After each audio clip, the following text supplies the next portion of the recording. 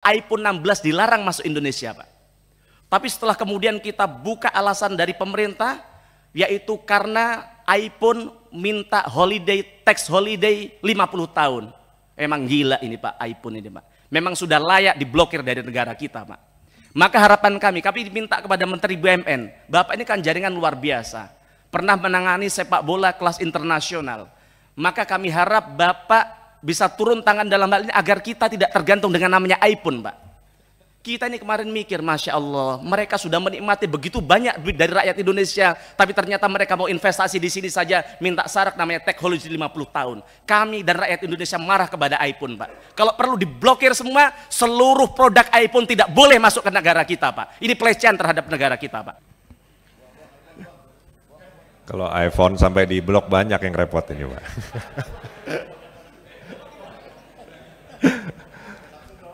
Borong semua Pak Menteri. Assalamualaikum warahmatullahi wabarakatuh. Terima kasih pimpinan, Bos Adi, Pak Nurdin Halid, Pak Menteri, Pak Wamen yang hadir pada kesempatan hari ini. Pertama saya sampaikan selamat Pak Erik yang sudah diberikan amanah kembali menjadi Menteri BUMN, Pak. Jujur kami sangat bersyukur Bapak bisa menjadi Menteri BUMN lagi. Sungguh kami 5 tahun duduk di tempat ini, Pak, kami merasakan berkat kepemimpinan Bapak, BUMN bisa bertransformasi seperti hari ini, Pak. Di tangan Pak Menteri juga, kalau kita lihat bahwa total aset BUMN sudah melampaui total aset Temasek, Pak. Bahkan dibandingkan Hasanah Benhad juga jauh begitu. Nah, di tahun 2023 saja, itu total aset BUMN sekitar 680 miliar US dollar atau setara dengan 10.400 triliun. Sedangkan Temasek hanya 360 miliar US dollar, Pak. Nah, dan karena itu saya kembali menegaskan kami benar-benar bersyukur Bapak dipilih kembali menjadi Menteri BUMN oleh Presiden Prabowo begitu. Juga kami sampaikan selamat kepada Trimasketer, ada Pak Doni Oskaria, kemudian Gus Aminuddin Ma'ruf. Ini saya bersyukur Pak, kemarin mungkin teman-teman banyak tidak tahu Gus Aminuddin Ma'ruf, kalau saya sudah tahu lama rekam jejak beliau, jadi saya optimis bahwa ke depan Kementerian BUMN kalau ada anak muda, kalau kemarin hanya ada Mas Teddy Barata, nah nanti ke depan insya Allah bisa jauh lebih baik lagi ke depan.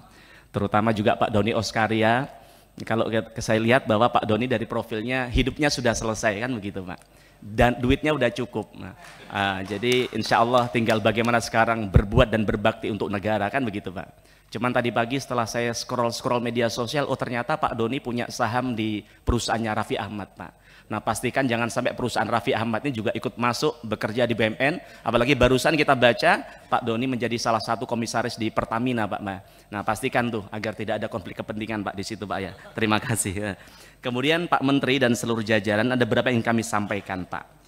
Yang pertama, Pak Menteri, sepanjang tahun 2020 hingga tahun 2024, usulan dan realisasi PMN sangat besar sekali, yaitu mencapai 226,1 triliun begitu.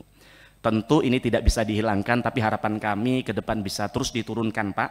Apalagi hari ini pemerintah punya program makan gizi gratis yang angkanya juga fantastis, yaitu 400 triliun. Sedangkan kalau kita lihat anggarannya di tahun 2025 itu hanya disiapkan 71 triliun begitu, Pak. Maka ke depan ketika PMN bisa diturunkan, bisa turut berkontribusi dan mensukseskan program yang menjadi prioritas dari Presiden Prabowo, yaitu makan bergizi gratis, Pak. Nah, kemudian masih terkait program unggulan makan bergizi, Pak. Akhir-akhir ini saya baca berita yang sama, yaitu tidak mengenakan. Ada salah satu wamen yang mewacanakan untuk mengimpor 2 juta sapi perah. Dan kemudian di saat yang sama beliau menyampaikan bahwa sudah ada 60 perusahaan yang siap untuk mengimpor sapi perah itu. Tapi di sisi lain kalau Bapak baca berita hari-hari ini, di Boyolali, Pak, ada namanya UD Pramono yang itu mereka bergerak di bidang peternakan sapi perah, rekeningnya diblokir oleh Dirjen Pajak, Pak. Tentu saya tidak sedang membahas benar atau salah, tapi lebih pada melihat ratusan peternak sapi perah ini bergantung hidupnya pada UD Pramono, Pak. Bagaimana ternyata rakyat ini yang punya sapi-sapi perah ini selama ini menyalurkan hasil susunya ke UD Pramono, yang kemudian bahkan ketika mereka tidak punya duit, mereka UD Pramono itu memberikan pinjaman secara gratis kepada para UMKM ini, Pak. Nah, pada konteks ini kami berharap Pak Erik melalui BMN Pangan Pak untuk ikut turun membantu ini Pak, ekosistem yang sudah terbentuk di Boyolali ini Pak. Karena di sana itu peternaknya ada, off-takernya ada, yang memberikan pinjaman ada Pak, bahkan bunganya nol. Juga ada industri yang mau ngambil susunya, tapi kemudian ini hari ini karena UD Pramono tadi sedang bermasalah, maka kemudian susunya tidak bisa terserap, peternakan sudah mulai beralih dijualin. Nah, maka harapan kami membangun ekosistem ini tidak mudah, maka ke depan kita berharap BUMN Pangan Pak bisa Bapak tugaskan untuk turun ke sana, mengecek apakah bisa berkolaborasi untuk menyelamatkan ini, atau jika tidak PKBL Bapak bisa kolaborasikan dengan mereka agar ekosistem ini bisa tetap terjaga Pak. Nah, kemudian yang ketiga, saya mengapresiasi rencana Pak Prabowo untuk menghapus kredit macet UMKM, tapi sekali lagi saya berharap rencana hapus kredit macet UMKM itu bisa berjalan dengan benar Pak. Karena kalau bicara kredit UMKM maka identik dengan BRI Pak. Kami berharap jangan sampai tujuannya baik, yaitu menyelamatkan UMKM kita, tapi kemudian mengorbankan BRI ketika tata kelolanya nanti tidak baik begitu. Karena banyak sekali rakyat Indonesia yang hari ini menyagarkan hidupnya ke Bank BRI dalam rangka untuk mereka bisa bertumbuh begitu Pak. Kemudian yang keempat, terkait dividen payout ratio. Saya mengapresiasi dividen yang disetorkan oleh BUMN kepada pemerintah pada tahun 2024 mencapai 45 hingga 50% Pak dari laba bersih. Maka jika kita bandingkan, angka ini jauh lebih tinggi dibandingkan dengan praktek di beberapa negara, sebut saja di Singapura 17%, di Hasanah Malaysia yaitu rasionya hanya 20 hingga 25%, kemudian di Sasak China 15-20%, dan kemudian kalau kita lihat di BUMN tetangga kita di Thailand hanya 25 sampai 30%. Nah, saya melihat bahwa ini satu prestasi yang luar biasa. Setoran dividen dari Kementerian BUMN ke negara menjadi yang terbesar dalam sejarah Pak. Tapi harapan kami jangan sampai kemudian rasio dividen yang besar ini kemudian mengancam kemampuan BUMN untuk melakukan reinvestasi untuk menjaga kesinambungan mereka ke depan Pak. Nah, maka kami minta tanggapan dari Pak Erik terkait hal itu. Kemudian yang kelima Pak Menteri, saya jujur ketika Pak Presiden Prabowo saat itu akan mengumumkan nomenklatur kementerian, saya deg-degan Pak. Karena saya khawatir bahwa kementerian ini akan dihapuskan, karena dalam berbagai pernyataan termasuk di diskusi-diskusi, termasuk di debat-debatnya Presiden saat itu, hawa-hawanya, nada-nadanya bahwa BUMN ini akan dihapuskan. Tapi saya bersyukur ternyata Kementerian BUMN tetap ada. Namun kemudian hari ini kami dibikin khawatir lagi Pak. Kami deg-degan hari ini karena katanya pada tanggal 8 November nanti Presiden akan meresmikan namanya Danantara Pak. Yang ingin kami tanyakan Pak Menteri, bagaimana sikap Bapak? Bagaimana pandangan Bapak terkait Danantara ini Pak? Bapak setuju tidak? Karena kalau kami lihat Pak, tujuan Danantara untuk kan bagaimana mengoptimalkan apa yang sudah ada selama ini di BUMN. Yang kami lihat, kalau Bapak tadi paparan di halaman 8, di halaman berapa tadi? Dari total 47 BUMN yang sakit, Bapak mampu menyembuhkan 40. Jenengan tahu Pak, dokter spesialis saja Pak tidak bisa menyembuhkan 40 orang sekaligus Pak. Tapi ini BUMN yang sakit, yang itu tentu sangat kompleks sekali, lebih kronis daripada sekedar kanker Pak. Tapi Bapak bisa menyelamatkan 40 dari 47 BUMN.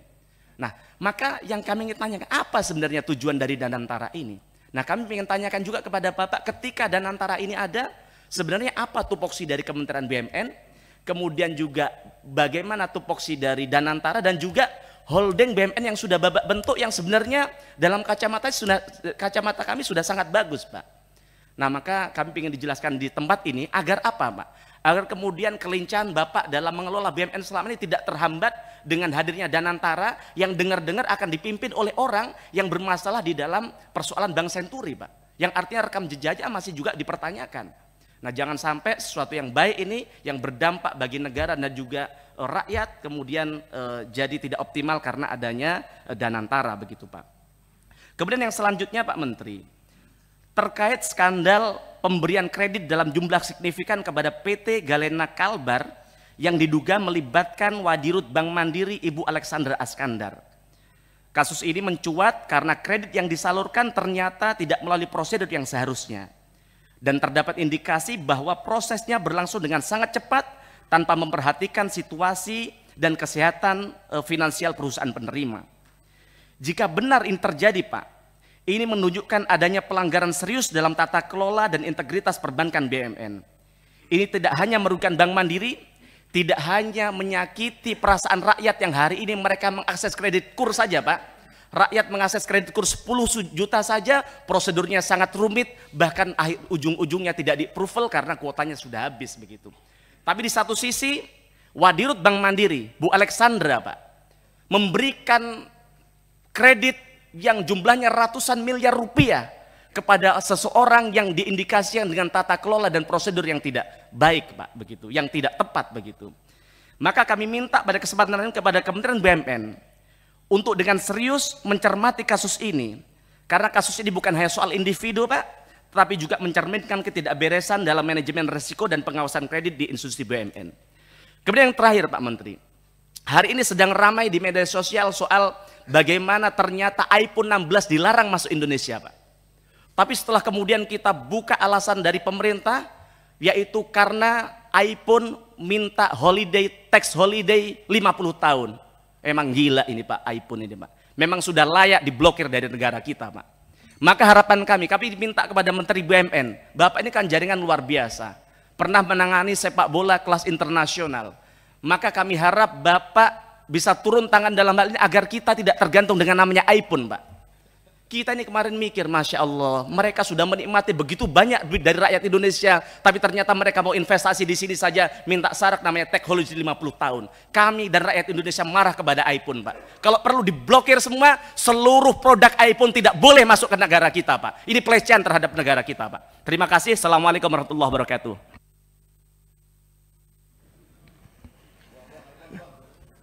Kalau iPhone sampai di blok banyak yang repot ini, Pak.